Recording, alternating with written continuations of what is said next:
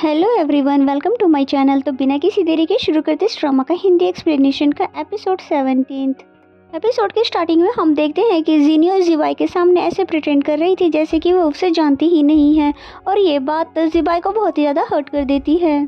तभी उसका दोस्त बोलता है कि ये लड़की तो बहुत ही ज़्यादा प्यारी है, आई विश कि ये मेरी गर्लफ्रेंड बन जाए। और ये सुनकर तो उसे बहुत ही ज़्यादा गुस्सा आ जाता है। एंड देन नेक्स्ट सीन में हमें जीनियो को दिखाते हैं जो कि हॉस्पिटल में होती है, और फिर अपने भाई को कॉल करके बोलती है यहाँ पर कोई इमरजेंसी केस है और तुम्हारी गर्लफ्रेंड भी यहीं पर है। और रेंचो तो पागलों की तरह भागता हुआ आ जाता है, और फिर जैसे ही हॉस्पिटल के रूम में आता है तो उसे जाकर थोड़ा चैन मिलता है। रेंचो बोलता है कि तुम पागल तो नहीं हो, मुझे किसी और लड़की के साथ रूम में अकेला छोड़ दिया और खुद को चोट भी लगवा लिया। मुझसे प्रॉमिस करो कि आगे से तुम ऐसी स्टूपिड हरकतें नहीं करोगे और ना ही मुझे कभी अकेला छोड़कर जाओगी। अगर हमें जीनियो के साथ जियोंग को दिखाते हैं जहाँ पर सू और साहू भी पहुँच आए थे, और जियोंग को सही सलामत देकर हैरान हो जाते हैं। फिर हमें दिखाया जाता है कि रूम में वोंग होता है क्योंकि जियोंग वोंग के ऊपर ही गिर गई थी। जियोंग को तो रेंचो का उसका फिक्र करना बहुत ही ज्यादा अच्छा लगता है, और तभी सू बोलता है कि कम से कम हमें क्लियर तो कर देते कि तुम इंजर्ड नहीं हो, हम कितनी ज्यादा दूर से भागते हुए आए हैं। जिसपे सू बोलती है कि वो कितना अच्छा है कि अपनी गर्लफ्रेंड की कितनी ज्यादा फिक्र करता है। जिसपे सू बोलता है कि तुम मुझे रिलेशनशिप में एक मौका तो दो, मैं उससे भी अच्छा करके दिखाऊंगा। जब उसने इतना कुछ कह ही दिया था तभी वो सबके सामने उसको प्रपोज भी कर देता है अपनी गर्लफ्रेंड बनने के लिए, जिसपे साउ ने भी हाँ कर दिया। और नेक्स्ट सीन में रेंचो जियोंग को हॉस्टल छोड़ने आया हुआ था, और जियोंग को तो बिल्कुल भी यकीन नहीं आ रहा था कि अब हम वाकई ही रिलेशनशिप में हैं। और वो तो रेंचो को बॉयफ्रेंड कहने में भी शर्मा रही थी क्योंकि उससे पहले इसने इस तरह की बात उससे कभी भी नहीं की।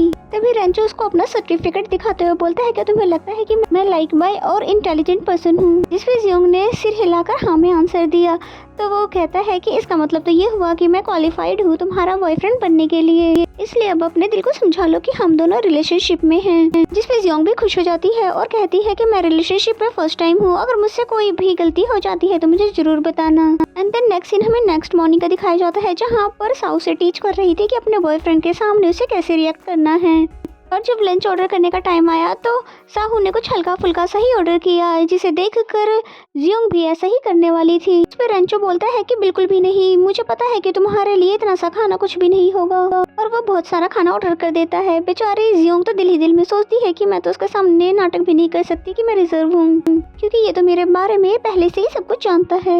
और फिर जियोंग जैसे साहू और सू को लंच शेयर करते हुए देखती है तो वो खुद भी रेंचो से रोमांटिक होने की कोशिश करती है और बोलती है क्यों ना हम दोनों भी लंच शेयर करके खाएं। जिस पे रेंचो बोलता है बिल्कुल भी नहीं, अगर मैं ही तुम्हारा खाना खा लूंगा तो तुम क्या खाओगी, ये इतना भी ज्यादा नहीं है। और ये दोनों रिलेशनशिप में तो आ गए हैं, पर रिलेशनशिप को चलाना कैसे है ये तो इन दोनों में से किसी को भी नहीं है पता।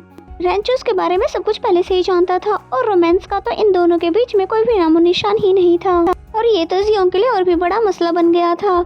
और ये तो और भी अजीब सी बात है कि वो डेट पर उसको लाइब्रेरी लेकर आता है उसको पढ़ाने के लिए। जियोंग को तो बहुत ही ज्यादा उस पर गुस्सा आ रहा था, और वो रेंचो को सीनियर कह देती है बॉयफ्रेंड कहने की जगह, जो कि रेंचो को बिल्कुल भी अच्छा नहीं लगता। और ये सुनकर तो रेंचो का भी मूड ऑफ हो जाता है और उसे समझ आ जाता है कि जरूर मैंने कुछ गलत कर दिया है जिसकी वजह से जियोंग मुझसे ऐसे कह रही है। बेचारी जियोंग भी उसे कैसे समझाए कि रिलेशनशिप में होने के बावजूद भी उसको ऐसी कोई भी फीलिंग नहीं आ रही। देन हमें नेक्स्ट सीन में साओ और सू को दिखाते हैं जो कि एक्वेरियम में जाकर बहुत ही ज्यादा एंजॉय कर रहे थे, जबकि दूसरी तरफ जियोंग बेचारी बोर होती रही। एंड देन नेक्स्ट सीन में साओ जो कि जियोंग के पास आकर उसके डेट के बारे में पूछती है, जिसपे जियोंग ने अपना सारा दुखड़ा सुना दिया कि डेट के नाम पर तो उसे स्टडी ही करनी पड़ेगी।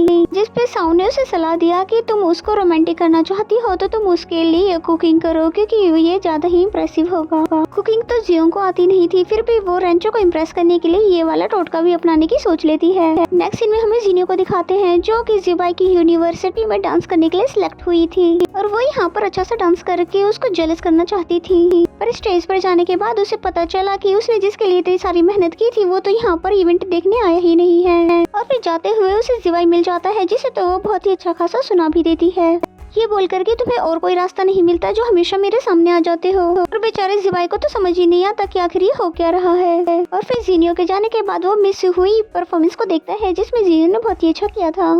नेक्स्ट सीन में हमें जिनी को कुकिंग करते हुए दिखाते हैं, और यहाँ पर कुकिंग का फाइटिंग ज्यादा लग रही थी। रेंचो ने उसे हेल्प करने को भी पूछा लेकिन उसने मना कर दिया।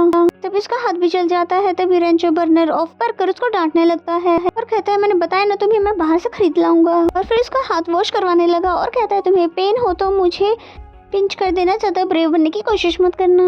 भले ही जियोंग को रेंचो के साथ रोमांटिक वाली फीलिंग तो नहीं आती है, पर उसे इतना तो जरूर समझ आ गया है कि दुनिया में सबसे ज्यादा उसको उसी के साथ सेफ फील होता है। रेंचो ने उसके हाथ पे मेडिसिन लगाई और साथ ही साथ ये प्रॉमिस भी ले लिया कि आइंदा से तुम कभी भी कुकिंग नहीं करोगी, बल्कि फ्यूचर में भी तुम्हारे लिए कुकिंग मैं ही करूंगा। और यहाँ वो जियोंग की बहुत ही अच्छी सी केयर करता है और साथ ही उसे बहुत सारे वादे भी ले लेता है।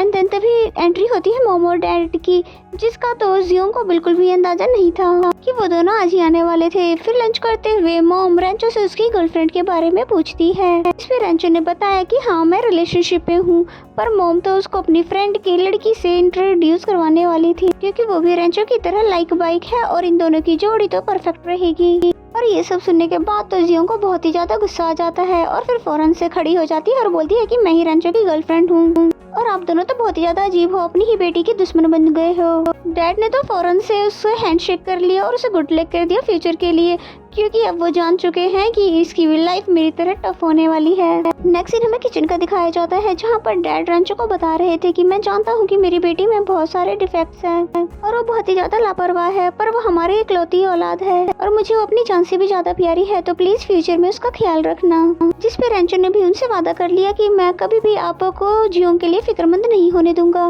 दूसरी तरफ मॉम भी जियोंग को समझा रही थी कि रेंचो जैसे अच्छे लड़के सिर्फ किस्मत वालों को ही मिलते हैं और तुम्हें मिल गया है तो तुम उसकी कदर करो, उसे कभी भी नाराज नहीं होने देना।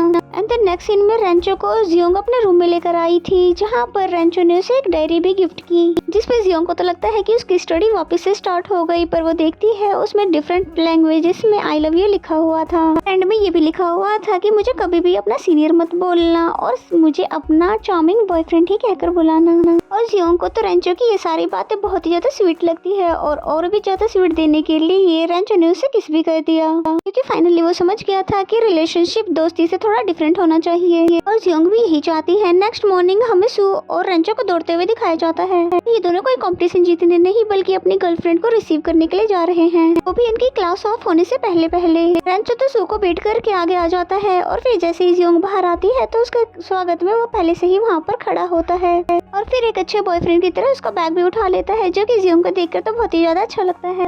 और फिर थोड़ी ही देर में वहाँ पर सू भी पहुँच जाता है साओ को रिसीव करने के लिए। बेचारे की तो हालत बहुत ही ज्यादा खराब हो गई थी। और फिर इसी सीन के साथ ये एपिसोड यहीं पे खत्म हो जाता है।